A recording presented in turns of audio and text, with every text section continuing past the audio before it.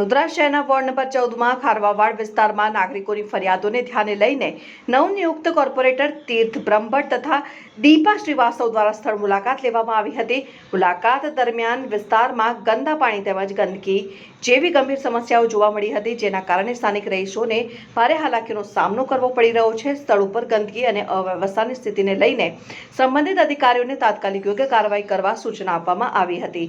સ્થાનિક નાગરિકોએ પણ પોતાની સમસ્યાઓ રજૂ કરી હતી અને નવનિયુક્ત કોર્પોરેટર તીર્થ બ્રહ્મભટ્ટ અને દીપા શ્રીવાસ્તવે જણાવ્યું હતું કે જનતાની મૂળભૂત સુવિધાઓ સાથે કોઈ બેદરકારી સહન કરવામાં આવશે નહીં અને સમસ્યાનું વહેલી તકે નિરાકરણ લાવવા માટે તંત્ર સમક્ષ રજૂઆત કરવામાં આવશે। કેવું પાણી આવે છે તમારે? ગટરનું ગંદા બાટલી ભરેલી જ છે। આ કેટલો તો પોણો કલાક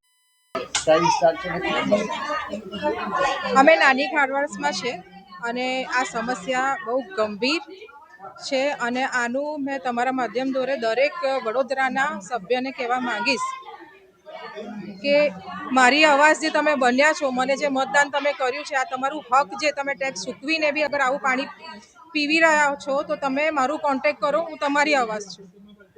ઘેર ઘેર જવું પડશે તો આ દીપા શ્રીવાસ્તવ જશે અને જેટલા બી ઓફિસરોના ટેબલ પર પણ આ પાણી મૂકવું પડશે તો મૂકીશું અને સત્યાગ્રહ કરવું પડશે તો પણ કરીશું, પણ આપણા વડોદરાની જનતાને સ્વસ્થ પાણી તો પીવડાવીશું। વોર્ડ નંબર 14માં નાની ખારવાડ વિસ્તાર, પરંતુ આ સમસ્યા નાની ખારવાડ નથી, સમગ્ર વોર્ડ નંબર 14ની છે। મારી વોર્ડ નંબર 14ની જનતા 90% જનતા જગથી પાણી પી રહી છે। ખૂબ જ દયનીય બાબત કહેવાય, નિંદનીય બાબત કહેવાય। આઝાદીના આટલા વર્ષો પછી પણ જો આપણે જનતાને પીવાનું શુદ્ધ પાણી ના આપી શકતા હોય ને તો આ ભ્રષ્ટ શાસકોએ ડૂબી મરવું જોઈએ, પોતાના હોદ્દા પરથી સ્વયંભૂ રાજીનામું આપી દેવું જોઈએ। કારણ કે તમે 30 વર્ષથી કરતા શાસન ચલાવી રહ્યા છો, જનતાને પીવાનું પાણી નથી આપી શકતા। આપણે સવાર ઉઠીએ ને પહેલાં આપણે પીવાનું શુદ્ધ પાણી જોઈએ, એ પણ નથી આપી શકતા।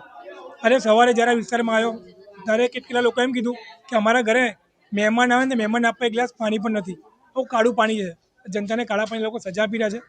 એટલે અમે અધિકારીઓને અરજી સમજો, ધમકી સમજો, જે સમજો, મારી વોર્ડ નંબર 14ની જનતાને જો 3 દિવસની અંદર સુધી પીવાનું પાણી ના મળ્યું તો આ પાણી પીવા તમે તૈયાર રહેજો।